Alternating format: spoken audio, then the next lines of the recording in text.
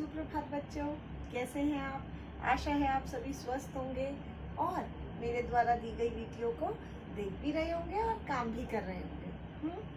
और मेरी वीडियोस को लाइक, शेयर और सब्सक्राइब करना तो नहीं भूल रहे हैं। लाइक, शेयर और सब्सक्राइब करते रहिए। ठीक, हमने अपनी पिछली वीडियो में एक पाठ शुरू किया था व्याकरण का। कौन सा? संधि। आज अपनी इस वीडियो में हम इसी पाठ को पूरा करेंगे। पूरा नहीं हो पाएगा, लेकिन सिर्फ स्वर संधि के बारे में संक्षिप्त सी चर्चा करेंगे। तो आज हमने अपनी इस वीडियो में क्या करना है? स्वर संधि पढ़ना है और उसके 3 उपभेद। ठीक है, वैसे स्वर संधि के कितने उपभेद होते हैं? 5, लेकिन हम इन 5 में से केवल 3 पर चर्चा करेंगे। तो आइए चलते हैं अपनी वीडियो की तरफ। आइए बच्चों, पढ़ते हैं संधि के बारे में। ठीक, तो जानते हैं स्वर संधि क्या है। 2 स्वरों के परस्पर मेल से उनमें जो परिवर्तन आता है उसे स्वर संधि कहते हैं। यानी जब 2 स्वर आपस में मिलते हैं और जो नया शब्द बनता है उसमें कोई ना कोई परिवर्तन अवश्य होता है, उसे स्वर संधि कहते हैं। ठीक है, तो 2 स्वरों के मेल से होने वाले परिवर्तन को क्या कहते हैं? स्वर संधि। अब हम करेंगे स्वर संधि के उपभेद। तो स्वर संधि के कितने उपभेद होते हैं? 5। देखिए, संधि के भेद है 3। स्वर संधि, व्यंजन संधि और विसर्ग संधि, है ना। अब स्वर संधि के भी आगे उपभेद दिए हुए हैं। ठीक है, तो भेदों के भी जब आगे भेद हो जाए उसे उपभेद कहते हैं। तो स्वर संधि के कितने उपभेद है? 5। पहला दीर्घ संधि, दूसरा गुण संधि, तीसरा वृद्धि संधि, चौथा यण संधि और आखिरी 5वां अयादि संधि। ठीक, तो आज हम पहले चर्चा करते हैं दीर्घ संधि के बारे में। क्या होता है दीर्घ संधि? देखिए, दीर्घ संधि में क्या होता है? ह्रस्व स्वर का दीर्घ स्वर में परिवर्तन हो जाता है। यानी कि ह्रस्व स्वर जो है उसे हमें दीर्घ स्वर में बदलना होता है। अब हमें ये जानना जरूरी है कि ह्रस्व स्वर, दीर्घ स्वर क्या है। तो देखिए, जब मैंने स्वर आपको करवाए थे वर्ण विचार वाले पाठ में, तब मैंने बताया था कि ह्रस्व स्वर जो होते हैं वो 3 है, जिसमें बहुत कम समय लगता है, बोलने में कम समय लगता है। अ, इ, उ, है ना। और दीर्घ स्वर वे स्वर होते हैं जिनको बोलने में बहुत समय लगता है। आ, ई, उ। तो दीर्घ संधि में क्या होता है? इन तीनों ह्रस्व स्वरों को अ, इ, उ को हमें बदलना होता है, परिवर्तित करना होता है दीर्घ स्वर में, आ, ई, उ में। अब ये परिवर्तन हम कैसे करेंगे? तो देखिए, इसमें क्या होता है? ह्रस्व या दीर्घ अ, ई, उ के बाद ह्रस्व या दीर्घ अ, ई, उ आए तो दोनों मिलकर दीर्घ स्वर आ, ई, उ हो जाते हैं। यानी कि जब किन 2 का मेल होता है? ह्रस्व या दीर्घ, यानी कि चाहे छोटा अ हो या बड़ा आ हो, यानी कि अ या आ, दोनों में से कुछ भी हो, जब उसका मेल किसके साथ होता है? अ या आ के साथ, किसी के भी साथ हो, वो ह्रस्व या दीर्घ है, कोई फर्क नहीं पड़ता। ठीक है, जो शब्द बनेगा वो क्या बनेगा? वो शब्द होगा दीर्घ, यानी कि आ। ठीक इसी तरीके से ई हो, ई और ई का मेल जब ई और ई के साथ होता है, यानी कि वो ह्रस्व या दीर्घ, कोई फर्क नहीं है।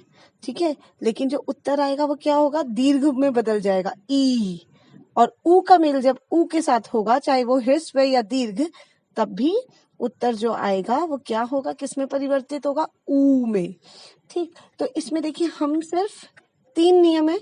या क्या क्या नियम है? अ का मेल अ से होना चाहिए, ई का मेल ई से होना चाहिए और उ का मेल उ से होना चाहिए। अब चाहे वो ह्रस्व हो या दीर्घ हो, डजंट मैटर, कोई फर्क नहीं पड़ता। समझ आ रही है क्या मैंने बोला? अ का मेल किससे होगा? किसी विभिन्न स्वर से नहीं होगा।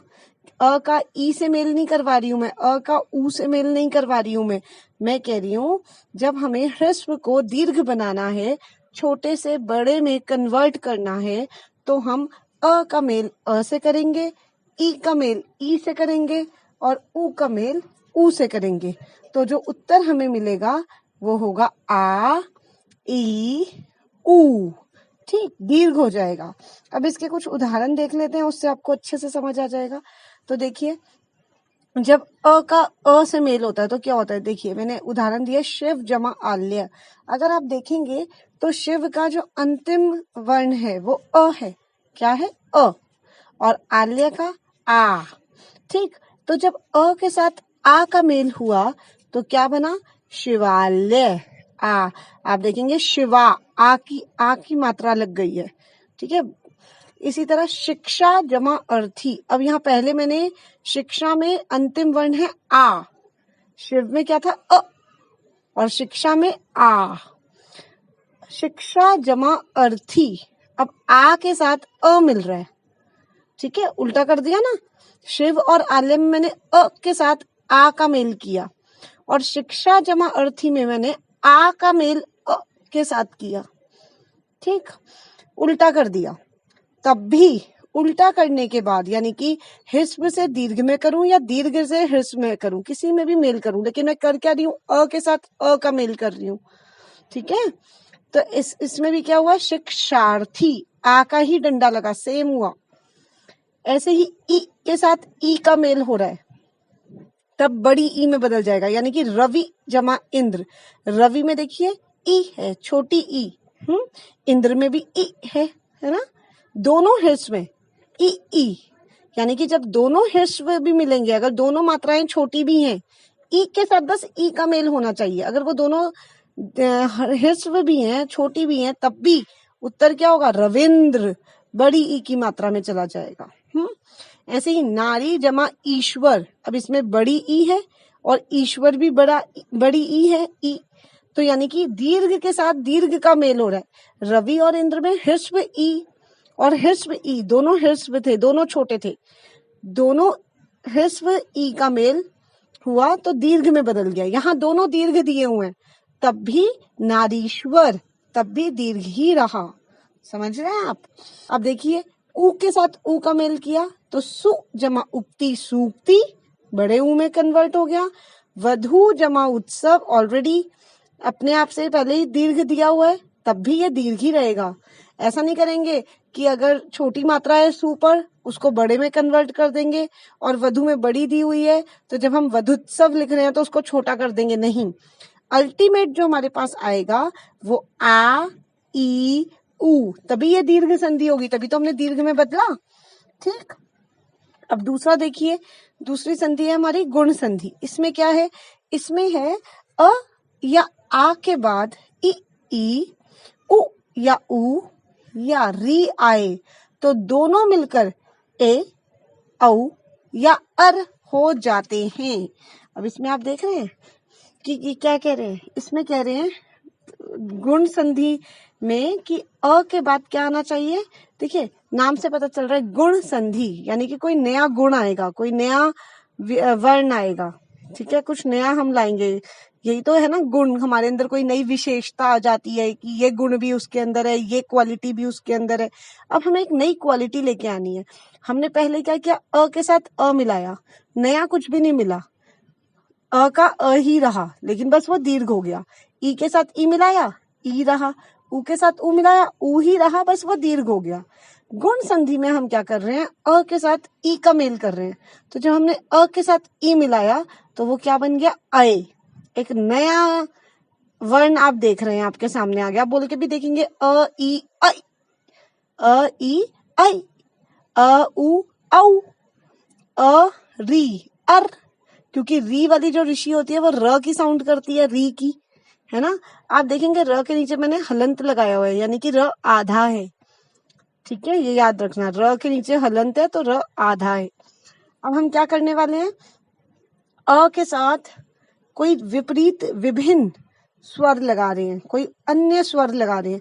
पहले हमने अ के साथ अ लगाया था, अब हम अ के साथ अ नहीं लगा रहे। अब हम क्या कर रहे हैं? अ के साथ ई का मेल कर रहे हैं। ठीक है, अ के साथ ऊ का मेल कर रहे हैं, अ के साथ री का मेल कर रहे हैं। ठीक, ये है गुण संधि। ठीक, अब गुण संधि के उदाहरण देखते हैं। देखिए, जब मैंने अ के साथ ई का मेल किया तो कैसे बनेगा? परम जमा ईश्वर, तो परम का अंतिम क्या है? अ, और ईश्वर का क्या है? ई। परम जमा ईश्वर, तो ई अ के साथ ई मिला परमेश्वर। आप देखेंगे ए की एक मात्रा लगी है, ठीक। फिर अ और ऊ का मेल कर रही हूँ, महा जमा उत्सव, तो आ के साथ ऊ मिला रही हूँ, आ ऊ औ, हो गया महोत्सव, एक मात्रा लग गई। आ और ऊ औ में बदल गया। अब अ के साथ री मिला रही हूँ, अर, तो सप्त जमा ऋषि, सप्त का अंतिम है अ और ऋषि का पहला है री, यानी अ के साथ री मिल रहा है, तो सप्तर्षि।